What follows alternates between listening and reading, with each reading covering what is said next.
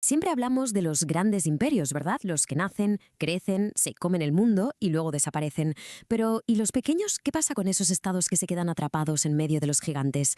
Hoy vamos a ver la historia de uno de ellos, un ducado alemán con una capacidad de supervivencia increíble, uno que se negó una y otra vez a desaparecer. Y esa es la pregunta clave para el Ducado de Württemberg.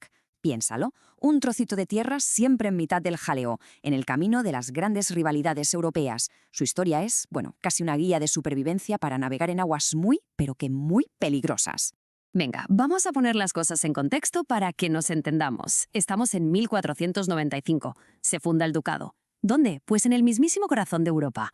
Un sitio clave, sí, pero también increíblemente peligroso. Estaba literalmente encajado entre potencias gigantes que le podían aplastar en cualquier momento. Y aquí empieza lo bueno. La historia arranca con la propia creación del ducado. Fue como un ascenso, ¿sabes? Pasar de condado a ducado. Suena genial, un honor. Pero en realidad lo que hizo fue subir el nivel de la partida. Las apuestas, de repente, eran mucho más altas. Claro, tener este nuevo estatus te daba prestigio, por supuesto, pero también, y esto es lo importante, te ponía una diana gigante en la espalda. De la noche a la mañana, Württemberg entró de lleno en el radar de sus vecinos, que no eran precisamente pequeños. Hablamos de los Habsburgo de Austria y del Reino de Francia. Casi nada. Y cuando parecía que las cosas empezaban a estabilizarse, pues no. Toda esa estabilidad inicial saltó por los aires. El culpable, uno de sus gobernantes más, digamos, ambiciosos y temerarios, el duque Ulrico, un personaje que con sus decisiones casi consigue que el ducado desaparezca para siempre. Es que, a ver, los 52 años que reinó Ulrico fueron una auténtica locura, una montaña rusa total. Primero, se gasta lo que no está escrito y provoca una rebelión. Luego, la Liga de Suabia, que era una alianza militar de la zona bastante potente, lo expulsa. Pero el tío va y vuelve en plan triunfal y trae consigo una idea que lo va a cambiar absolutamente todo. Y aquí, ojo, porque esta es la clave de todo. Cuando decide adoptar la reforma protestante, Ulrico no está pensando solo en religión, que va. Fue una jugada política maestra. Le permitió, por un lado, quedarse con todas las riquezas de la Iglesia en su territorio, que eran muchísimas, y por otro, consolidar su poder de una forma increíble, plantándole cara directamente al emperador del Sacro Imperio, que era católico. Bueno, si pensábamos que el siglo XVI había sido movidito, agarraos, porque el XVII fue, directamente apocalíptico. Se vino encima un conflicto a escala continental que estuvo a punto, pero a puntísimo, de hacer desaparecer a Württemberg para siempre. Y el duque de entonces, Everardo III, hizo una apuesta de riesgo máximo. Se alió con Francia y Suecia, es decir, con los enemigos jurados del emperador. Una decisión muy audaz, sí, pero la cosa salió fatal.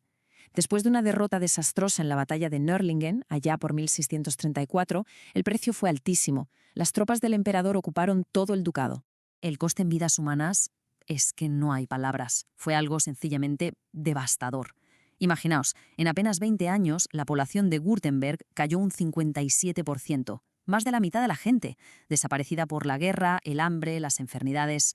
Claro, cuando el duque Bernardo III por fin pudo volver, lo que se encontró fue un solar, un país fantasma.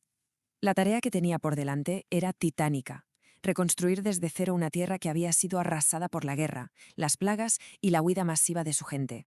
Y bueno, poco a poco, Württemberg empieza a levantar cabeza. Pero ¿qué pasa? Que surge otro problema. Esta vez no venía de fuera, no. Era un conflicto interno. El choque entre las ambiciones y los lujos de los duques y, bueno, la paciencia y el bolsillo de la gente. Tiene su ironía, ¿eh? Mientras todavía tenían que preocuparse por las invasiones francesas y otras amenazas, los duques se ponen a gastar auténticas fortunas en construir palacios al estilo Versalles. Y claro, esto empezó a generar una tensión en casa que no era nada, pero que nada buena. La cosa explotó con el duque Carlos Eugenio. Este hombre llevaba un estilo de gobierno súper autoritario y un ritmo de gasto totalmente fuera de control. La crisis que montó fue tan gorda que al final tuvieron que venir de fuera otras potencias para poner paz entre el duque y su propia gente. Increíble. Y con esto llegamos al siglo XIX. El mundo está cambiando a una velocidad de vértigo. Y en el centro de todo, una figura imparable: Napoleón Bonaparte. Para el ducado de Württemberg, esto supuso el desafío definitivo, el más grande de todos. El viejo mundo estaba a punto de hacerse añicos. El duque en ese momento era Federico II, y se encontró con un panorama desolador. las franceses invadiendo una y otra vez, el viejo Sacro Imperio desmoronándose. Así que tomó una decisión puramente práctica, de supervivencia, que lo iba a cambiar absolutamente todo. Decidió aliarse con Napoleón. A ver, no fue un cheque en blanco. Fue más bien un negocio, una transacción muy compleja. Federico le daba a Napoleón territorios, le juraba lealtad y sobre todo le daba soldados para sus ejércitos. Y a cambio recibía mucho más territorio y un estatus superior. Consiguió el título de príncipe elector, que era como entrar en la primera división de la política de la época, un salto de prestigio brutal. ¿Y sabéis qué? La jugada le salió redonda. Fue un éxito total. Cuando el Sacro Imperio Romano finalmente se fue al traste, Württemberg no solo había sobrevivido, sino que era más grande y más poderoso que nunca. La apuesta, que era arriesgadísima, había salido bien. Vaya si había salido bien.